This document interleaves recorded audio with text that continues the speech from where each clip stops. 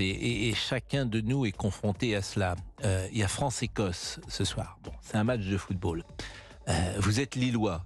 Bon, vous êtes père de famille. Vous n'avez pas forcément prévu d'aller au match ce soir. Mais vous savez que vos deux enfants, qui ont 17, 18 ou 20 ans, ont pris des places parce que l'équipe de France à Lille, c'est un événement. Elle n'est pas tous les 4 matins, précisément à Lille. Elle joue plus souvent à Paris. Et il y a un arbitrage dans une famille à faire, et c'est ce que vous dites à vos enfants. Non, évidemment qu'il faut vivre, bien sûr qu'il ne faut pas se laisser menacer par les terroristes, bien sûr qu'ils ne doivent pas avoir le dernier mot. Mais en même temps, il y a une petite voix qui vous dit est-ce bien utile d'aller voir ce match? Tu ne peux pas le regarder avec moi à la maison, on ne sait jamais ce qui peut arriver, etc. Vous voyez cette petite musique et ces arbitrages qui font la vie de tous les jours, Mathieu Vallet. D'abord, moi, ce soir, je serai à Lille pour aller voir le match. Mais vous travaillerez ou vous serez en spectateur? On m'a invité. J'ai un ami d'enfance qui m'a invité. Parce que vous êtes du Nord, hein, vous avez dit. Ça. Je suis de Lille aussi. C'est pour ça que Mathéo, qui est sur votre antenne, j'ai bien compris qu'il était aussi du Nord. Oui. Et donc, oui, je sais que les gens hésitent et qu'on se pose la question. Moi-même, quand on se dit qu'on a un match de foot, on peut croiser la route d'un terroriste qui surgit de nulle part. Parce qu'aujourd'hui, on en parlait hors antenne, vous me demandiez s'il y avait des équipes qui étaient encore projetables sur le territoire national, comme on l'a connu le 13 novembre 2015. Aujourd'hui, le risque est très amenuisé. Et le ministre de l'Intérieur l'a dit hier soir sur votre antenne, sur CNews. Mais ce que je veux vous dire, c'est que les gens ne doivent pas hésiter. On ne va pas cesser de vivre, on ne va pas se priver de vivre, on ne va pas faire tout ce qui est la vie à la française parce qu'on a des gens qui détestent et qui haïssent tout ce que nous sommes. Aller au match de foot, aller boire un coup sur les terrasses, j'entends ce que concert, vous dites, ça fait partie de notre patrimoine. J'entends ce que vous dites, mais quand on est sous le coup d'une émotion, pendant 1, 2, 3, une semaine peut-être, ça peut... on sait qu'on est dans une période où ce mimétisme peut jouer. Tout à fait. Parce que effectivement, c'est l'effet miroir, c'est les neurones miroirs, comme dit l'autre. C'est-à-dire que tu vois quelque chose et ça peut donner l'envie de faire la même chose chez certaines personnes ou radicalisées ou déséquilibrées. Donc, oui, sachant qu'on a 20 000 personnes en France qui sont suivies pour radicalisation. On a 30 000 fiches S, dont un peu moins de 5 000 liées à l'islamisme radical. 5 000, fiches S, islamisme radical. Un peu moins de 5 000, un peu moins de 5 000, ouais. Donc ça fait quand même énormément de monde à suivre pour nos services de renseignement. Je suis d'accord. Philippe est avec nous. Bonjour Philippe. Ouais, bonjour. Et merci d'être avec nous. Vous n'avez pas envie, vous allez nous remonter le moral parce que vous n'avez pas envie de psychoter, comme vous dites. Non, ça sert à rien, si. Alors, d'abord, vous avez sans doute raison que psychoter, ça sert à rien. Mais il y a tellement de choses qu'on fait qui ne servent à rien, hélas. S'inquiéter, ça ne sert à rien. L'inquiétude n'enlève pas le danger, bien sûr. Mais on est tous des humains. On est tous des êtres humains. Sinon, vous prenez tous Gilles Lapierre n'évite pas le danger. Sinon, tout le monde prend un abonnement Netflix et tout le monde reste à sa maison. Mais Philippe, vous parlez comme un sage, sans doute, ou comme quelqu'un qui a beaucoup de force. Mais d'abord, parfois, on ne s'inquiète pas pour soi, pour tout vous dire, mais on s'inquiète pour les autres. Je vous assure, on est tous des parents. Moi, j'ai dîné hier soir avec mes filles. Bon, il y en a une qui est repartie dans la ville. Je lui ai dit prends un taxi, mais non, je ne peux pas prendre un taxi, etc. Parce que et elle a été prendre le métro parce qu'elle prend le métro. Bon, voilà, on est tous pareils. Qu'est-ce que vous voulez que je vous dise? On n'est pas rassurés quand même. Voilà, on n'est pas rassurés. Et justement, les enfants, parfois, c'est ces enfants qui rassurent les parents. Ne t'inquiète pas, ça va aller. Je veux dire, elles sont grandes, elles n'ont pas 15 ans, mes filles. Mais vous voyez, ce que je veux vous dire, c'est que on s'inquiète pour les autres, bien sûr. Non, mais on est bien d'accord. Vous avez des enfants, Philippe? Oui, j'en ai 3. Et de temps en temps, j'imagine que vous vérifiez où ils sortent, vous demandez des explications. Quel âge ils ont, vos enfants? 20, 16 et 9. Bon, alors celui de 20, il est un peu plus libre, mais celui de 16, il commence déjà à vouloir sortir. Surtout que c'est une fille, donc c'est encore plus compliqué. Non, mais vous n'avez pas tort, d'ailleurs. Mais vous n'avez pas tort, c'est plus compliqué peut-être aujourd'hui pour une fille dans l'espace public que ça ne l'était il y a 30 ans. Alors, je parle sous le contrôle de Géraldine. Non, mais ce qui est très, très intéressant, c'est que par exemple, moi, mes parents, à l'époque où il n'y avait pas de portable, ils nous laissaient sortir avec ma sœur sans problème. Et là, ils s'inquiètent plus pour ma nièce ou pour ma fille que nous, leurs propres filles. Vous voyez ce que je veux dire? C'était ça il y a une vingtaine d'années, enfin une trentaine d'années. Il y a 30 ans, les filles sortaient la nuit et sans téléphone portable. Bon, aujourd'hui, j'ai beaucoup de témoignages de parents qui me disent, moi je vais chercher ma fille à 3h du matin, même si elle est dans un bar ou dans une boîte de nuit, on s'est mis d'accord sur l'heure, je me réveille et je préfère aller la chercher que de la laisser rentrer toute seule. Ouais, voilà. Mais alors si je peux me permettre, il y a aussi l'effet média. Alors, c'est-à-dire que, alors ce que je vais peut-être dire, c'est peut-être bête, hein, mais je sais pas, disons, à l'époque, un enfant qui disparaissait, ça passait aux 20h ou aux 13h sur les chaînes nationales, et ça en restait là, d'accord? Aujourd'hui, un enfant qui disparaît, ça va passer pendant 4-5 heures sur BFM TV, sur CNews, sur LCI, voilà. Du coup, ça rend encore les gens plus anxiogènes. D'abord, il n'y a pas que les chaînes info, il y a aussi les réseaux sociaux dans ces cas-là. Les réseaux sociaux, effectivement, là, on va dire l'information. Non, mais vous avez raison. Vous avez raison, c'est qu'elle est diffusée. Avant, personne ne savait rien. Donc, bien sûr, c'était plus facile. Là où vous avez raison, c'est que la guerre de 14, elle dure 2 heures aujourd'hui. Parce que si on savait, ou si les populations avaient su ce qui se passait au front, les populations auraient évidemment fait se seraient unis pour faire pression sur les gouvernements pour que les gosses ne soient pas massacrés comme ils l'ont été massacrés. Il y a eu 1 500 000 morts en 1914. Donc il y a quand même 14-18. Il y a quand même quelques avantages aux réseaux sociaux.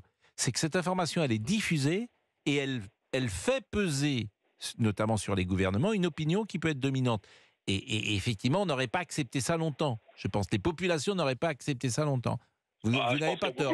Mais bon, je pense qu'il y a beaucoup de choses que les populations n'acceptent pas ou n'acceptent plus. Oui, parce que tout se fait. Bien sûr, vous avez raison. Ça marche pas. Vous avez raison. Par contre, voilà, Géraldine a dit il y a 30 ans. Mais entre 30 ans aujourd'hui, les temps ils ont changé parce que l'information va vite, parce que les réseaux sociaux, etc. Du coup, les gens aujourd'hui ont plus peur. Des attentats, on va reprendre les attentats. Il y avait eu des attentats dans les années 80 sur Paris, dans les métros.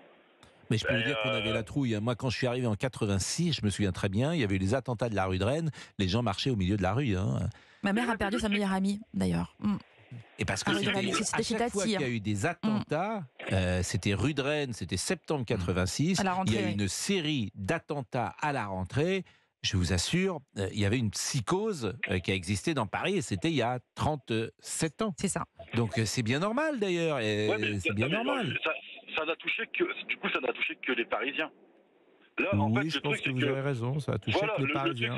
Parce qu'il y a des attentats qu'à Paris, il n'y en avait pas ailleurs. Aujourd'hui, c'est partout. C'est même parfois plus dans les petites villes moyennes qu'à Paris. Donc, oui, ça chaîne du Rouvray. Faut quand même le mot attentat, par exemple, ce qui s'est passé à Arras, pour moi, c'est un meurtre, c'est pas un attentat. Après, il faut aussi peser les mots par rapport... Si, c'est un attentat. Non, je suis désolé. C'est défini comme ça. Pour moi, c'est un meurtre. D'abord, c'est même pas un meurtre, c'est un assassinat. Mais bon, peu importe, c'est un attentat. Bon, il est 12h11. Écoutez, c'est difficile de dire que c'est pas un attentat, en tout cas. Si un attentat, faut qu'il y ait 130 morts, évidemment. Non, un attentat, ça peut être une personne qui est tuée pour des raisons... c'est un terroriste qui, pour des raisons religieuses, pour des raisons politiques, vient tuer quelqu'un et ça s'appelle un attentat. Il est 12h11, la pause, à tout de suite. Et nous sommes toujours avec Mathieu Vallet, et puis on est avec Philippe. Philippe, donc, manifestement, vous n'avez pas changé votre mode de vie en fonction des attentats, en fonction du climat actuel. Non. Je sais pas. Moi aussi, à chaque fois. Alors, en gros, on fait quoi? Les gens vont plus oser prendre le métro pour aller travailler. Les gens vont plus oser aller au restaurant, au café. Enfin, au bout d'un moment, il faut pas arrêter de vivre. Oui, non, mais j'entends, mais d'ailleurs... Non, mais on y pense forcément. On y pense forcément quand on va au restaurant. Moi, j'y pense pas. Pourquoi on y pense forcément?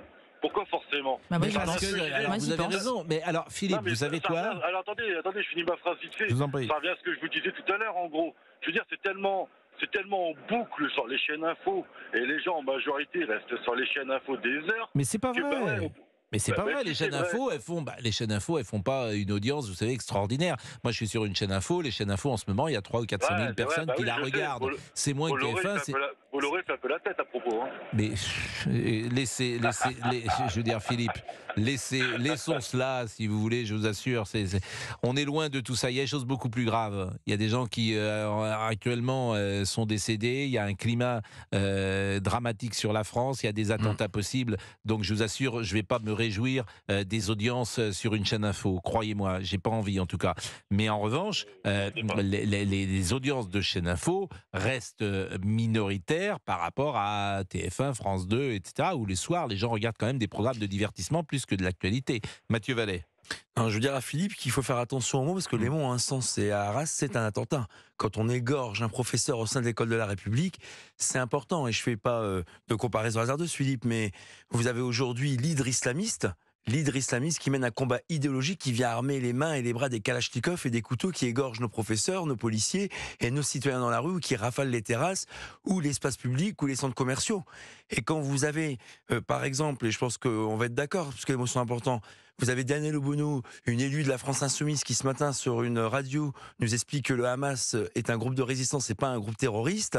Quand on a des femmes qui ont été égorgées ou éventrées, quand on a des enfants qui ont été brûlés ou des bébés décapités, quand on a des atrocités barbares qui sont commises au nom de l'islamisme radical, on peut pas dire tout et n'importe quoi dans notre République. D'ailleurs, il y a une enquête pour apologie du terrorisme qui a été ouverte, c'est tant mieux, parce qu'en fait, d'abord, elle n'était pas Charlie en 2015, et au bout d'un moment, quand on a ces genres de propos, c'est qu'il y a une sorte de complicité avec l'islamisme radical qui tue, qui assassine dans notre pays. Donc aujourd'hui, je mets en garde nos compatriotes de faire attention aux mots et à la qualification qu'on utilise parce que céder les mots, c'est déjà céder du terrain idéologique face à ces islamistes. Donc en fait, il y a 2 poids, 2 mesures. En fait, on va condamner le Hamas. D'accord, attention, hein, ça ne veut pas du tout dire que je cautionne. Par contre, on va jamais dire qu'Israël est un État terroriste.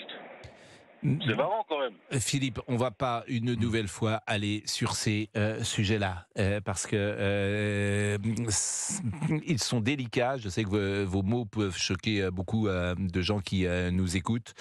Donc je propose qu'on n'entre pas dans des sujets de toute façon qui sont extrêmement sensibles, qui demandent une approche complexe, bien évidemment. Ce que je remarque simplement, et ce que nous avons dit depuis le départ, et j'essaye que ce soit notre ligne, c'est que on peut être, et il faut être, en compassion avec les habitants de Gaza, avec les Gazaouis, avec la population palestinienne, et il faut être en revanche intransigeant sur le Hamas, qui est une organisation terroriste qui est entré en Israël et qui a tué des bébés, des enfants dans des conditions absolument abominables. Et c'est d'ailleurs ce que disait M. Darmanin lorsque il a saisi le procureur de la République, lorsque Mme Obono ne condamne pas l'organisation du Hamas, qui est une organisation terroriste. Pour le reste, la parole est libre, bien sûr. Chacun peut s'exprimer sur cette antenne, mais il faut raison garder sur ces sujets-là et rappeler des évidences. Il est 12h19, merci. La pause dans une seconde. Et du lundi au vendredi, vous écoutez Pascal Pro de 11h à 13h sur Europe 1.